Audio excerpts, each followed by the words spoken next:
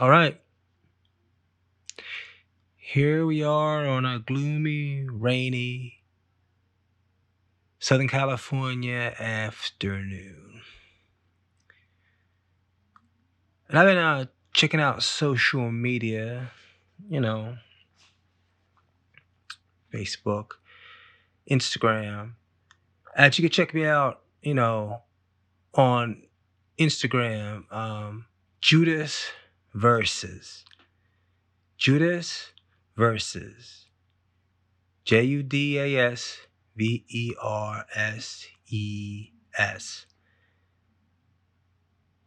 at Instagram. So just I like to have conversations on certain events that are happening in popular culture and my perception of why these events are happening. I like to look outside the box, but then I also like to correlate the subject I am speaking about with a story, a personal story. So I like to personalize the event, then go back and talk about it and apply it to current events that happen or are happening in popular culture. Okay, and just to say before I get on the topic at hand, that if you hear any noises in the background, it's a mobile podcast. I'm not in the studio. I just take the podcast, you know, wherever I feel like being. So you might hear some music right now. You might hear some car doors slamming. You might hear raindrops falling on the blacktop of a cul-de-sac of a Long Beach neighborhood.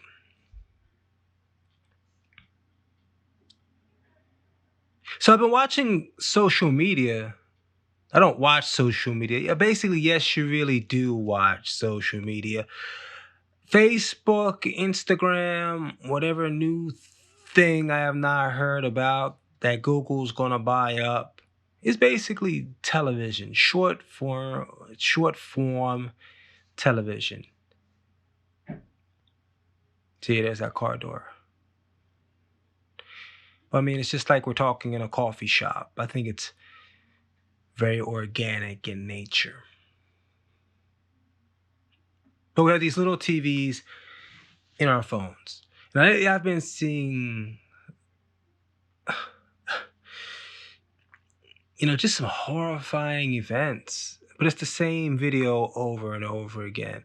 It's just these kids getting snatched. Like it's a compilation of like 7 to 8 child snatchings of various age, various genders. I can't even watch the whole thing. I don't even watch the whole thing. But they're playing it over and over and over. And it's being shared over and over and over. I get by two of the snatching, I can't watch it. It's like it's horrible. It's mentally taxing. And I have nothing invested in these families, but I do because we're all part of a human community.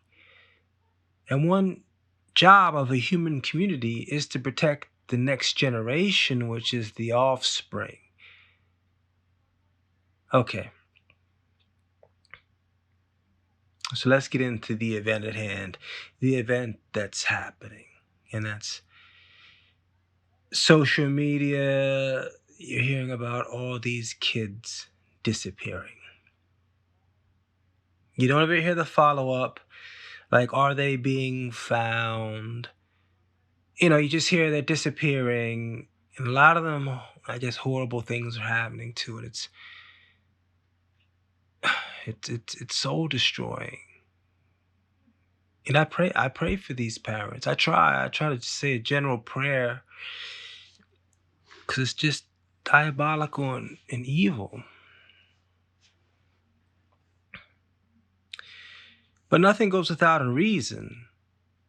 So you have to get by the shock and you have to get by the emotion to find out the reason. Because once you find out the reason, then you can solve the problem. And then you can even question, because there's nothing wrong with questioning. In this new cancel culture where you're being attacked by several people on a social media wall, the First Amendment of the Constitution in a country, which I am an American, says I can question. It's my right. I'm a citizen. I have a social security number that makes me a citizen in the United States Corporation. So until I go to jail and become a property of the United States of America, I'm a citizen, as hopefully everybody listening to this is, and you execute your rights. So, years ago, oh man, it's in a small town in New Jersey. I used to go to a Catholic school, and the Catholic school was called St. Matthew's. It was in a slightly more affluent neighborhood. And when I say slightly more affluent, I mean it was like middle class. I was raised in sort of a low middle class, working poor type neighborhood. But my parents sacrificed and worked very hard to send my brothers, my sister, and I to this Catholic school. Because honestly, the Catholic school, I mean, the local public school was filled with freaking heathens, just animals. And man, we couldn't go there, man. There's other reasons. But I mean, I don't want to take away from the subject matter at hand. We can talk about that later. You can read my book, Exodus from the River Town, and it'll spell it all out. And it'll give you a good, backstory to this main story. It'll colorize all the emotions of the event. Because I want to stick to the event. So both my parents worked. They both had to work to send us to this school, St. Matthew's in Virga, New Jersey. That's a part of West Deptford. I mean, they're towns that you're never ever going to hear, of. But I gotta give specific locations for the story. I mean, I could fictionalize it and say, hey, I grew up in a suburb of Philadelphia in a small South Jersey river town. But I really want to stay to the context. So, our parents, I think my father might have been an insurance salesman at the time. He used to own a hardware store in central New Jersey, but I think he was selling insurance. And my mother worked for social services. We were latchkey kids before latchkey kids became a sort of term in the English lexicon. Because many times we didn't even have a key. We had to like climb in a window My brothers are good window climbers. I was not a good window climber. But we used to climb in a window. We owned, I think, one or two huge German shepherds. So we didn't have to worry about anybody else climbing in that window.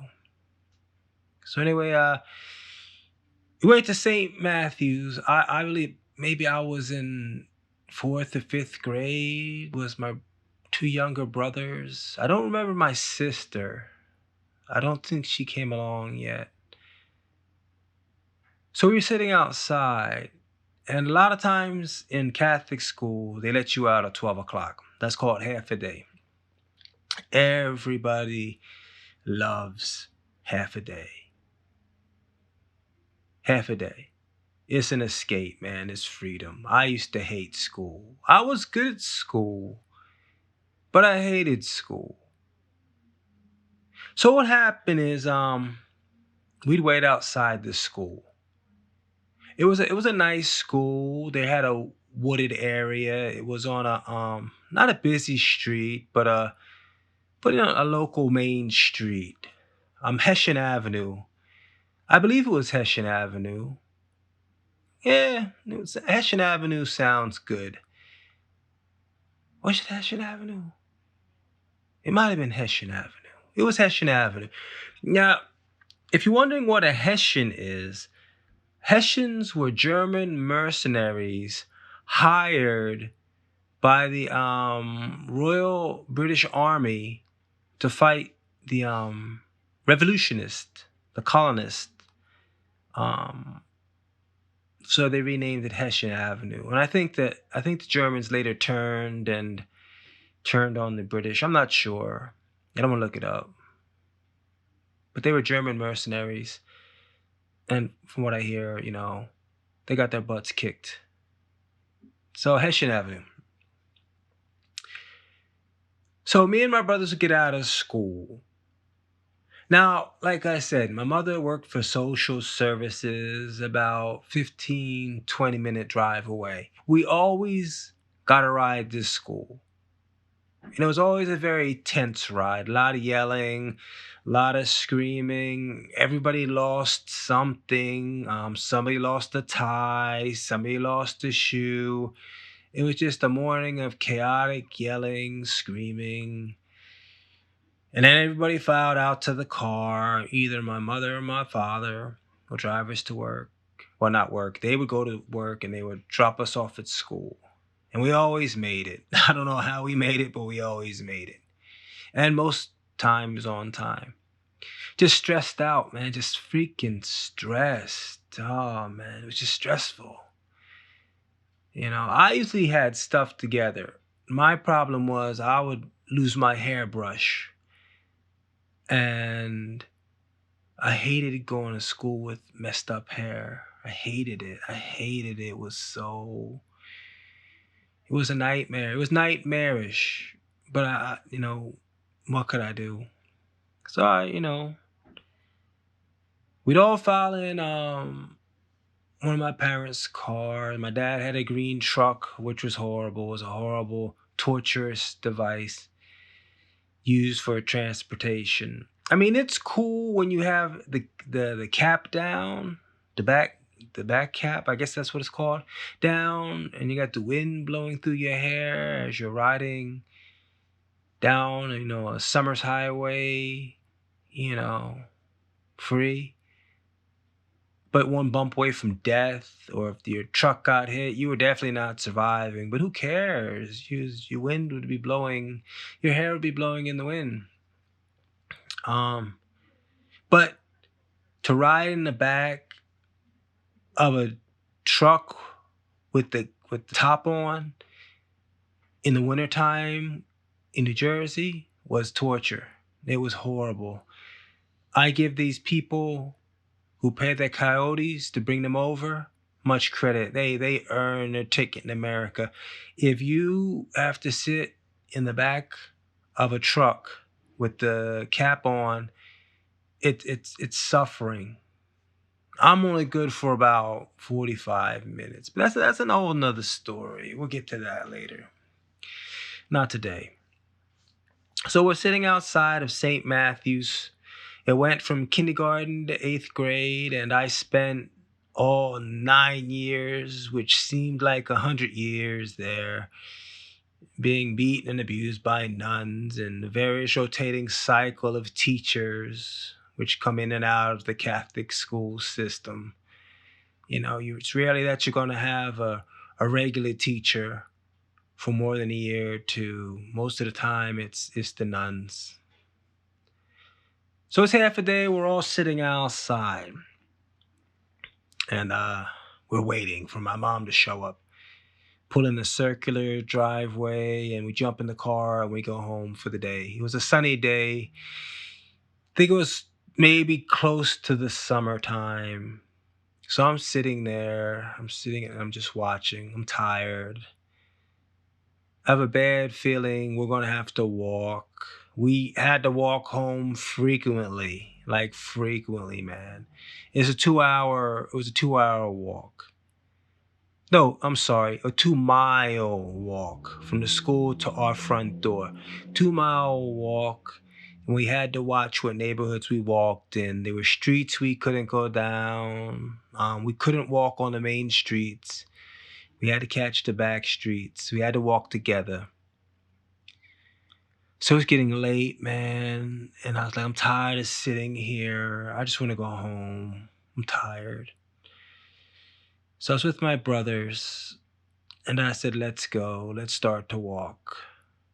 So we walk, leave the school grounds.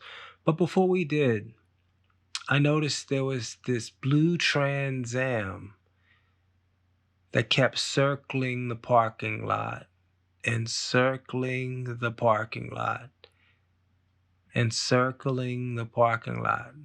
It only catch my attention because I made eye contact with the driver.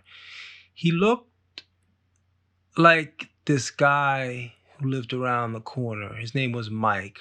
I won't say his last name, but his name was Mike. He had 2 kids in his school. He was a good guy, but he looked like him. But I know he didn't have a blue Trans Am, like a dark blue Trans Am. I'm like, come on, let's go. Something told me, let's get out of here. Don't ask me what. Some internal feeling inside me said something is bad. So we started walking. We crossed the street, and the school is down from a Texaco refinery plant. You could see the big oil containers just on the side, man, like these monstrous white drums. And we walked by that, and I was in front. I was a quick walker. I had hurt legs, but I still just wanted to get home. It was a 2 mile walk, and I was hungry. So it was me and my brother Keith, and we were walking. My brother Sean he walked slower. We used to call him Turtle. He wasn't the quickest walker. I mean, he's a good athlete now. He's a good athlete. But when we were younger, he just walked slow. He had a little bit of a hearing impediment. He couldn't really hear good out of one of his ears. He just couldn't. So we crossed the street and we were walking. And my mother always reinforced inside of us. And my mother was a hard woman, is a hard woman. She was more like a Peg Bundy on like steroids, man. So anyway, you have to stick together. That's the rule. So we're walking home, and it's me and my brother Keith. And I'm like, man, let's just pick up this pace, man. Like, I want to get home. Something was wrong. I felt like something was wrong. So me and Keith are walking. Keith's a little crazy. My brother Keith's a little crazy anyway. Like, when we were growing up, he was about it, man. Like, he's a little skinny guy, but he used to be a fighter. He's a tough guy, tough kid, crazy. Crazy guy, man. So we're walking, and Sean wasn't with us. So we're mad. We're like, come on, man. We're supposed to walk together. I'm the leader. So I'm like, come on, man. We're supposed to walk together. So I turn around, getting ready to yell at my brother Sean to tell him to keep up the pace, man. And I'm telling you, inches from him was the guy in the blue Trans Am. And I remember his face till today. He had sunglasses, curly hair, chubby guy, mustache, dark black sunglasses, and he had the craziest expression on his teeth. I didn't know what I was seeing then, but it looked like just a demonic. It wasn't a smile. It was like a demonic frown, man. He looked evil. The dude looked evil. I didn't really know what evil was back then. He didn't look crazy. So he's inches from my brother Sean. Driving alongside of him, inches. And I'm talking about like okay, I'm trying to think where we were. Okay. We're on the side of the road where the driver's side is towards the yellow line. We're walking on the shoulder. And he was reaching out from the driver's side to pull my brother into the car. And his arm was extended. He had a hand on the wheel. It was inches. And my brother Sean never even saw it coming. He never even saw him behind him. So I turn around and I'm in fright. It was the scariest thing I'd ever seen at that time. His fingertips were inches from his white collared shirt. And my brother Sean, so he started yelling, "Yo, man, come on, get up here. Get up here." And my brother Sean didn't even turn around. I think if he would have turned around, he would have got snatched. But he kept on walking. He kept on walking. He had this disturbed look on his face. Then all of a sudden, my mother drives up. Just out of nowhere. She drives up, and the guy just turns and goes away, and he disappears. Now, this is before internet. This is before cell phones. This is before cameras everywhere. Maybe the Texaco had some safety cameras. I don't know. I'm not sure. But here's what I do know. You almost lost my second brother that day. And this is in broad daylight in a residential neighborhood. There are houses across the street. There was a store up on the corner. There's another store up on the corner. There's a crossing guard at that corner that crossed us sometimes, I think. There was a church on the corner. This is in the middle of a neighborhood. This is not in some desolate wooded area. And this is in the middle of the day. And he was driving around that school, unquestioned. I'd say, if my memory serves me, at least 20 minutes. So he was stalking us, man. He was on to us. And there was a reason he picked us. There is a reason he chose us.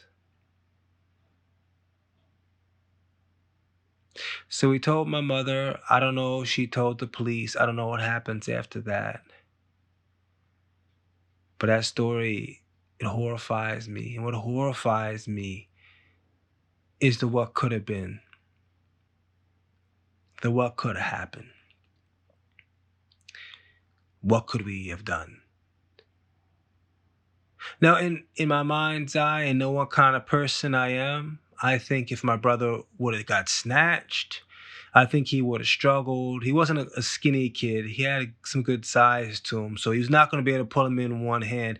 So we were fighters as kids. Like, we weren't bitches. Like even as kids, we were fighters. So I believe in every bone in my body, we would have fought for my brother. We would have fought for him. But like, what if I would have turned around like a minute late? That's three of us. That's three. Picture the same scenario where you have just one kid, younger, maybe a girl, same situation, walking. Done. Dude, you have to watch your kids. This has been going on forever. This is not a new phenomenon. They've been snatching kids forever. They're sickos, pedophiles, angry people possessed by demons. And they're out there looking for kids to snatch. But now it's just a business. Now kids get snatched for what? Human trafficking, sexual exploitation. Okay, where, man? I mean, it's not that easy. It's not that easy. I believe it happens, but okay, where I can understand maybe snatching like a 16 or 17-year-old, drugging them, whatever horrible thing. I don't even think about it. But what about these little kids? What about these middle school kids? Why are they snatching them? And where are they taking them, man? Nowadays, okay, let's just say, just for what's popular right now, sex trafficking. Okay, I don't want to even go into the details and think about that. But there's also the organ harvesting element, and that's what they don't tell you about. Human trafficking, human trafficking, human trafficking. And I won't go too deep into it. I don't want to sound like one of these conspiracists, because conspiracy is wrong. Questioning is wrong. Having an alternative view, or maybe another answer that may be unpopular, or maybe might be correct, is just not what's vogue right now. So it could be organ harvesting as well. And they're going to go for the kids who aren't going to be looked for. Anyway, I don't want to get too dark or deep into this, and I'm not going to go too dark or deep into this. I don't want the conversation to turn morbid.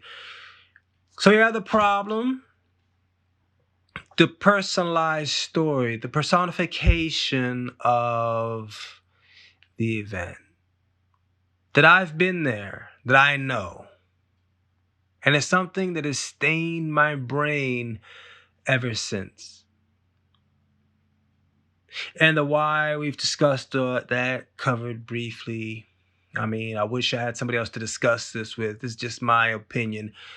I think it's more organ harvesting than it is human trafficking, especially in these urban areas. And I don't want to think of anything even more nefarious. I don't want to even think about those things. But watch your kids. Watch them. Watch them. You watch them. Put them over grandma, grandpa's house. Man, you got to stay on them. Teach them to survive. Teach them what to do. Teach them to run. Teach them to scream. Teach them to do whatever. Get away. But it's hard, man. So anyway, here's the other side to the whole thing. Okay? Because I told you the story, and the story bothered me. Okay, so how do we prevent this?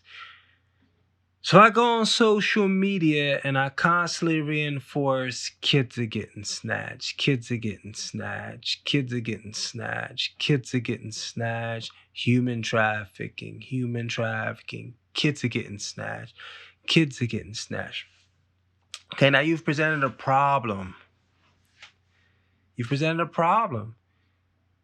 The people are going to demand a solution. So how do we stop kids from getting snatched? Harder policies? No, because people who mess with children die in prison. Even if they go straight to PC, they have to make PC. You have to get in protective custody. And you got COs, which sometimes make sure that doesn't happen. When somebody goes to jail or prison, you're going to have a CO that's going to whisper down the line, hey man, he hurts kids. Or it's definitely going to be on your paperwork. And if you're a white or if you're a Mexican and you like to hurt kids, you're done. They're going to kill you. Even if you can make PC. And I don't know how that works. I've never been to jail. I don't plan to go. But I know that's one thing. If you're out snatching kids and you get caught and you go to jail, those COs are going to make sure you get into the right hands and you're going to get booked. You don't know what booked is? Look it up. But it's not 25 pages with an introduction and closing and pretty pictures. Okay, so don't be surprised if somebody mentions, after saturating and inundating in fear, hey, I got an idea how your kids won't get snatched. Check it out. We put this chip in them and we can see where they're going all the time. Or maybe they start mandating chips, just like vaccines. I'm not really on the vaccine argument. I'm kind of anything. I'm kind of apprehensive. Through history, from the Tuskegee experiment to other various experiments around the world, where there's been mass vaccinations, they usually don't turn out good. I mean, the smallpox did. I don't know, it's 50-50, man. You just pros and cons. There's history where vaccinations work, and there's histories where vaccinations were used to wipe out populations. I don't know. I don't have enough research. I'm just offering my opinion, dissertation, conversation. But all I'm saying, what I see, being a sort of progressive thinker, that they use fear to enforce policy. And that's where logic needs to come in. This has been happening since, I don't know, the beginning of time, man. And I think it's more spiritual or mental than it is that you can mandate a policy to stop it. But don't be surprised if somebody says, hey man, we're going to start chipping these kids. It's for your benefit, not for ours, for yours, or your kids are going to keep getting snatched. Another thing is, a lot of these stories that they say, research, go further, see what happened. If some of these stories just end out of the blue, question the story, question the source. There's nothing wrong with questioning. Don't trust your Facebook feed. You got a brain. Use it, man. Use it. Anyway, I mean, that's just something I thought of today, man, that I wanted to share. You know, I don't know if it helps anybody. I sort of purged an event. I just wanted to bring something and put it out there. Maybe plant a seed. Like I said, I'm not a big conspiracy person, man. I'm not a big anti-government. I'm not anti-Facebook. What I'm is anti not thinking for yourself, man. Taking life too serious. Letting other people control what comes out of your mouth and what goes in your brain. Stuff don't go backwards. When stuff starts to get taken, it really don't give it back. So anyway, that's just my 2 cents on today. Okay. So this is Judas signing off. Probably gonna go work out at the gym. It's a rainy Southern California, Long Beach afternoon. All right. God bless. And see what we got here. Make sure I press the right button. And ciao. See, I'm bilingual. Lingual? Bilingual?